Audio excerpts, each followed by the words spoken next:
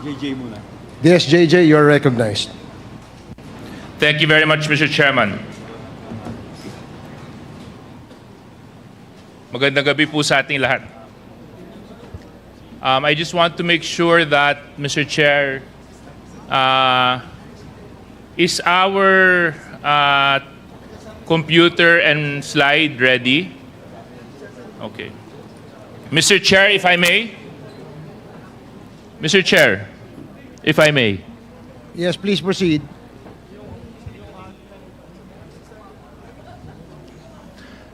The Quadcom was born out of a most interesting discovery from the separate hearings of the Committees of Dangerous Drugs, Public Accounts, Human Rights, and Public Order and Safety.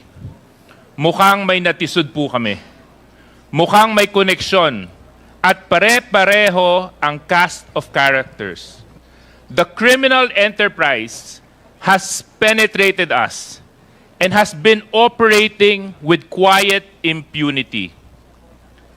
And out of these operations that led to a monopoly of crimes such as human trafficking, kidnapping, prostitution, murder, love scams, crypto scams, at lahat na ng cybercrimes. Hindi lang po yan.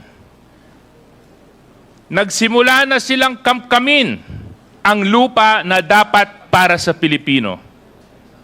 Para sa Pilipino lamang. Gamit ang iba't ibang korporasyon at mga individual na mabanyagang pretending to be Filipinos sa pamamagitan ng pamemeke ng mga birth certificates at iba pang government IDs. This is a serious threat to our national security and our sovereignty as a nation. As the investigations progress, there were corporations that kept surfacing with familiar names, names that have been tied to cases, controversial investigations in nature.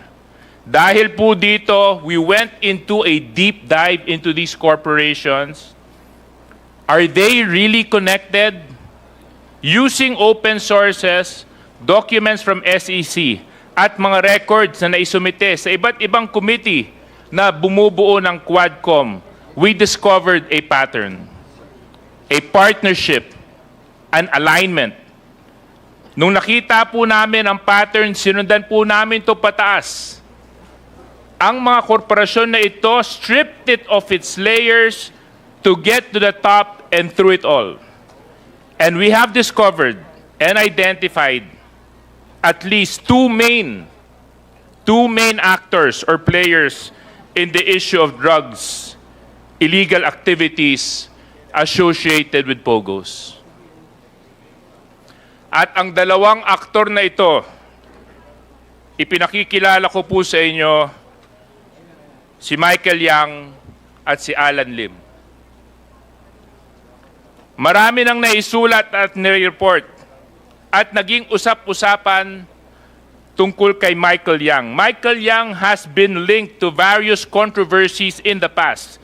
This includes, among others, his alleged involvement in the importation and proliferation of drugs into our country. Nadawit din po ang pangalan niya sa Pharmaly. Si Michael Yang din po ay ang former economic advisor appointed by the former President Rodrigo Roa Duterte. Then, there is Wei Zhonglin, aka Alan Lim. Kagaya po ni Michael, he is no stranger to articles written about him and other controversies. According to reports, Alan Lim and Michael Yang are business partners in the drug trade.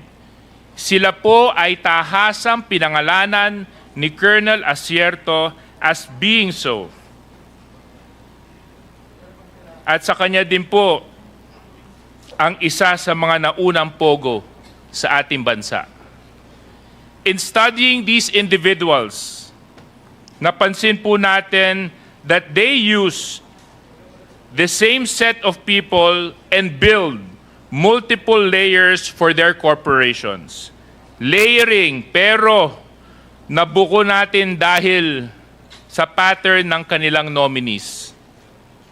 Para po madali natin maintindihan ang presentation, pag nakita po natin ang kulay blue, ito po ay umuugnay kay Michael Yang.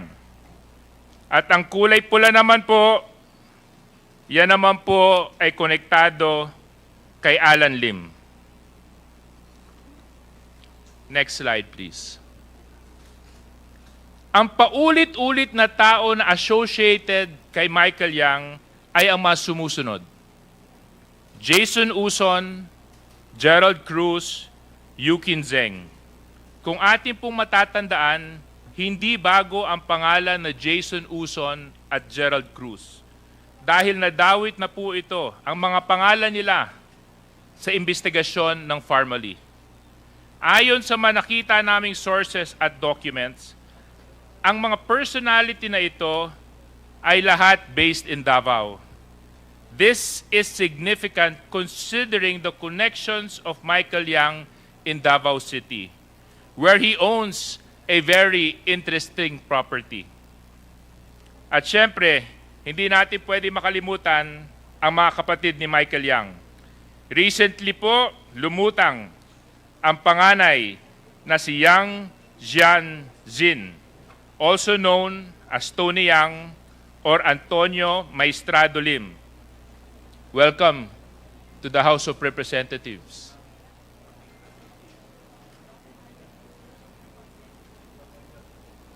At ang kapatid niyang si Yang Hongjiang.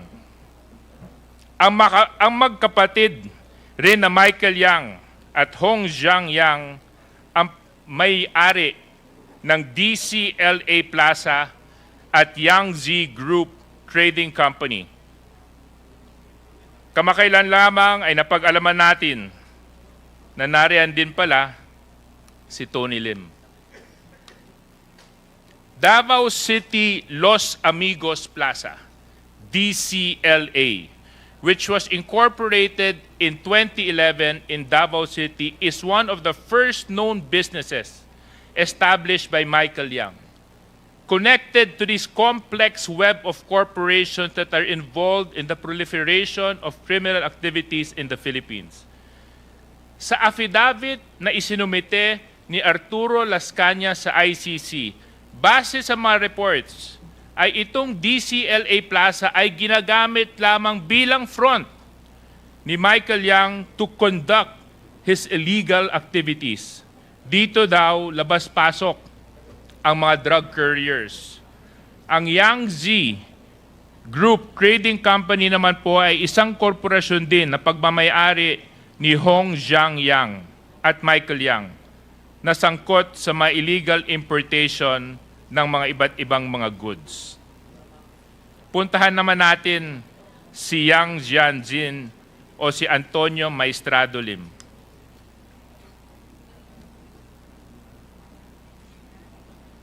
Si Tony Yang is the eldest brother among the Yang brothers. Siya daw ang totoong mastermind at architect sa lahat ng operasyon ng criminal syndicate ng Yang brothers dito sa ating bansa. Tony Yang is based in Cagayan de Oro where he owns multiple businesses katulad ng Yangzi Hotel, dating Pogo Hub, at ang Philippine Sanja Steel Corporation na involved sa rice smuggling at human trafficking.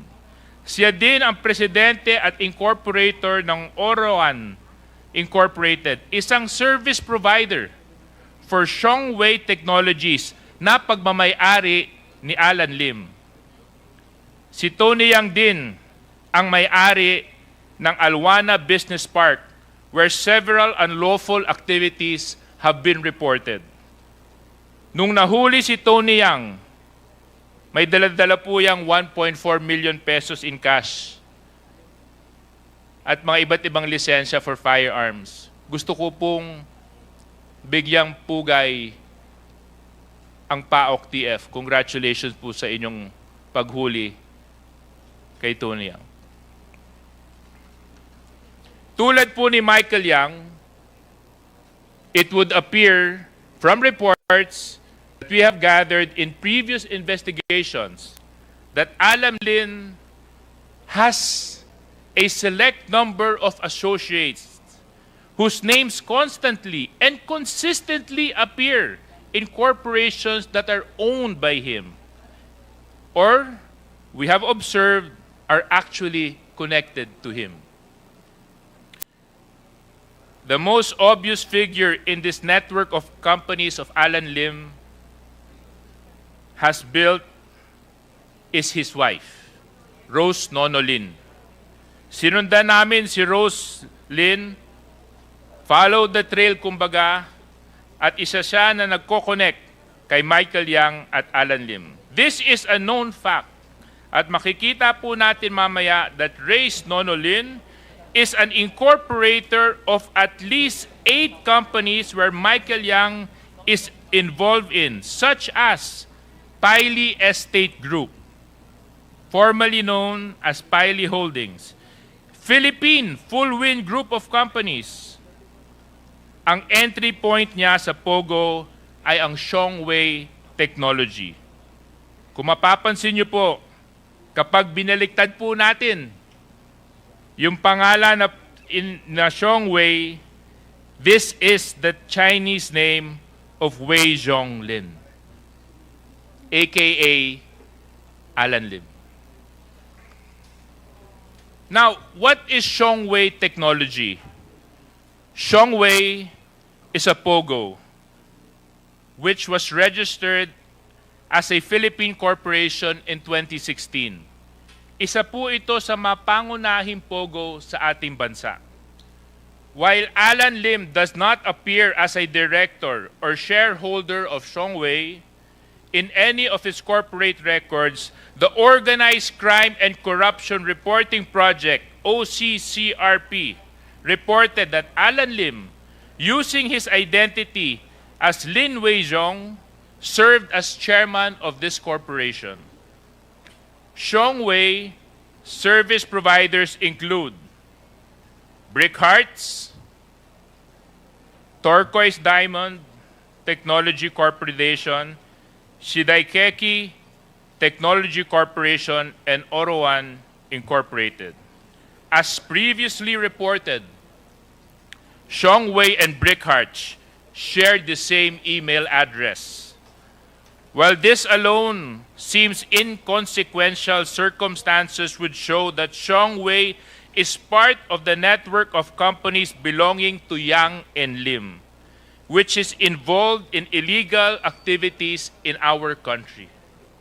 In fact, it has been reported that Shongwei was involved in 5 of the 7 kidnapping cases reported by Colonel Rodolfo Castil Jr., the Philippine National Police Anti-Kidnapping Group.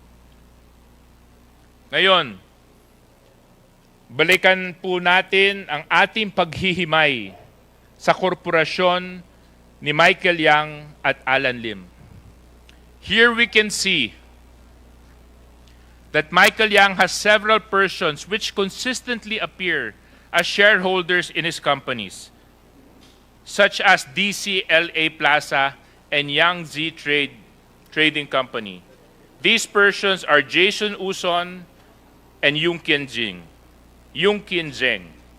It would appear that Jason Uson, allegedly a Filipino citizen, consistently owns at least 60% of these companies in apparent compliance of our nationality requirement. On the other hand, Alan Lim, Rose Nonolin, a Filipino citizen, identified to be his wife, consistently appears as a shareholder in his companies. In XRL Holdings, Rose Nonolin is 60% owner, again, in compliance with our nationality requirement. Several companies, Piley Holdings Corporation and Piley Estate Group Corporation, appear to be 50% owned by the Michael Yang Group and the Alan Lim Group, respectively.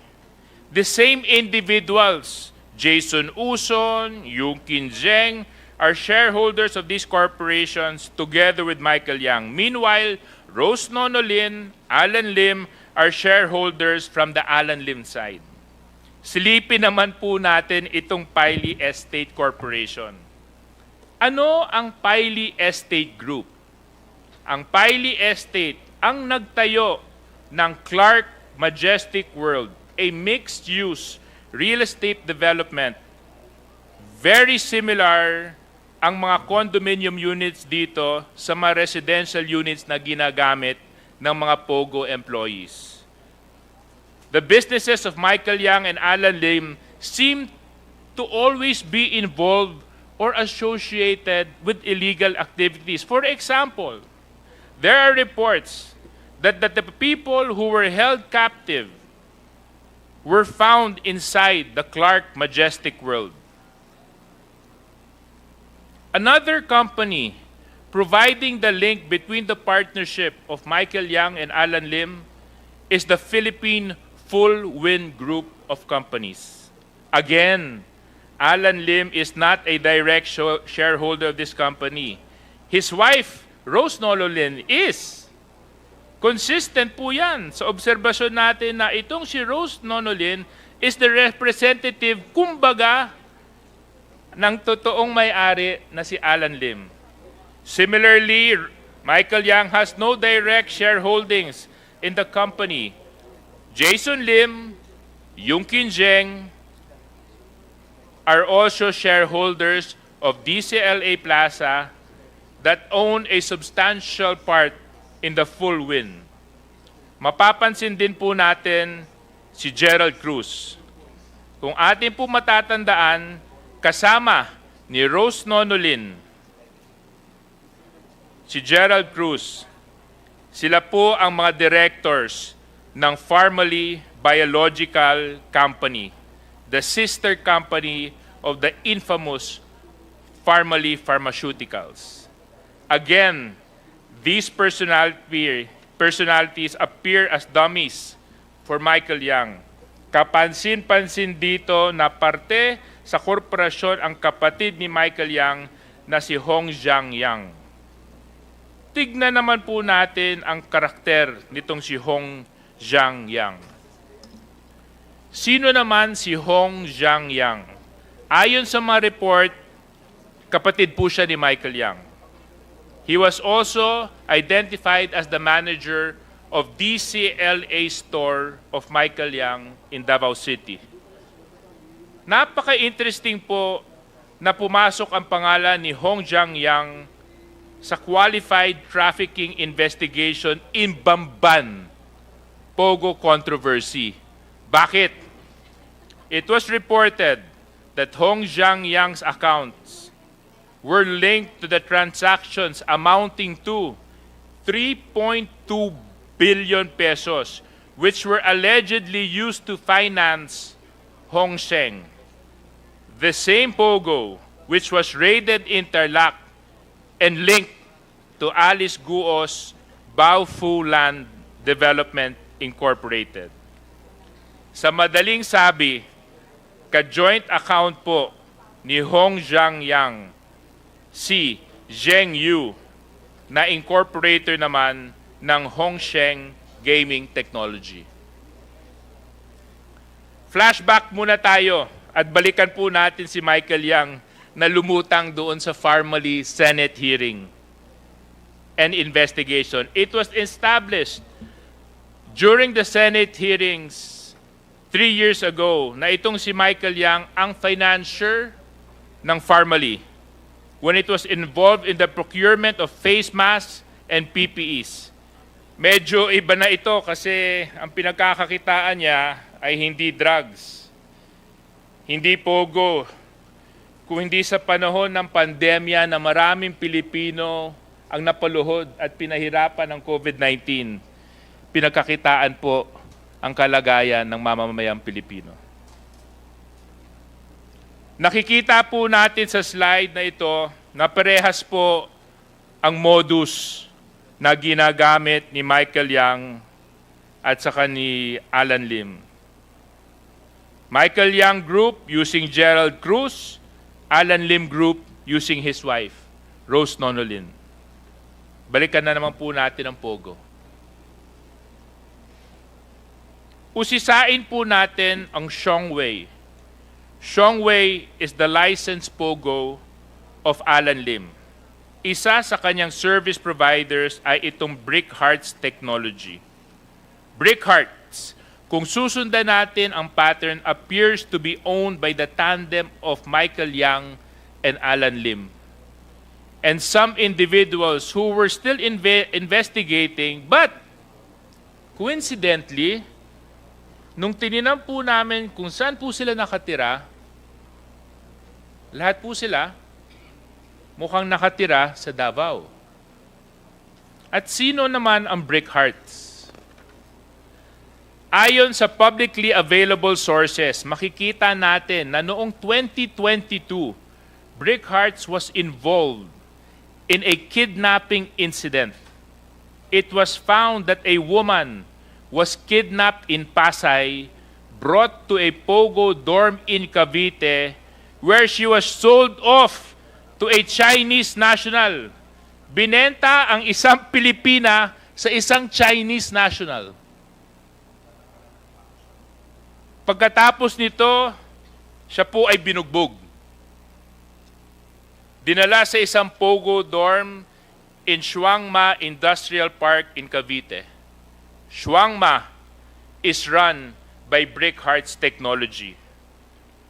A similar kidnapping incident of a Chinese national was also reported here. Interestingly, Brick Hearts has the same address of Xiongwei Technologies, which is owned by Alan Lim. Di ba kabit-kabit na? Corporate documents of Brick Hearts were also found in the Pogo raid in Bamban, Tarlac. So makikita natin na habang itong Brick Hearts na based in Cavite, bakit ang papel nito ay matatagpuan at nahanap sa Banban? Naglakad kaya ito o sumakay ng isang small boat papunta sa Banban? Let's dig deeper dito sa mga Pogo. Yan po ay ilan sa mga service providers of the Pogo of Alan Lim. Turquoise Diamond Technology, Shiday Keji Technology, at Oroan Incorporated. Bago pa lang natin ito malaman, ang Oroan, sabay na po lumutang ang kapatid ni Michael Yang na si Tony Yang. Makikita natin dito ang iba-iba pang mga personalities na closely associated or dummies of Alan Lim. Makikita rin po natin dito ang link ni Alan Lim sa kuya ni Michael Yang na si Tony Yang. Puntahan naman natin itong Orowan Incorporated. Ano ang Orowan Incorporated? Ayon sa AOI or Articles of Incorporation ng Orowan, ito ay itinayo primary for the purpose of engaging in internet allied businesses and providing call center services sa business processing and outsourcing. However, it was later found out that Orowan was a customer relations service provider of one of Alan Lim's Pogo, which is Xiongwei Technologies.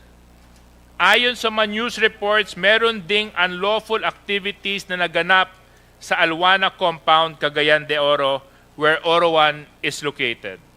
Si Tony Yang ang president at incorporator ng Orowan. At dito makikita ang direct link ni Tony Yang sa kaibigan at close associate ng kapatid niya na si Michael Yang at Alan Lim. balik naman po tayo sa ibang service providers ng Shongwei, ng Turquoise at Shidaikeji. Based on PAGCOR documents and records, Turquoise, Shidaikeji, and Orowan are service providers of Shongwei. But what is extremely suspicious here is the fact that two of these service providers, Turquoise and Shidaikeji, were found to be inside the Baofu compound sa teritoryo ni Alice Guo, na ang pogo na ito ay ang Hongzhen Zunyuan. So ang tanong, bakit yun nandun? Dito po natin makikita ang grupo ni Alice Guo na pawang nasa same circle and networks of friends, si Alan Lim and Michael Yang. And as we know, ang Baofu ang kasunod. DS, sinuha mo muna SDS. tubig na malamig, baka nauuhaw ka na.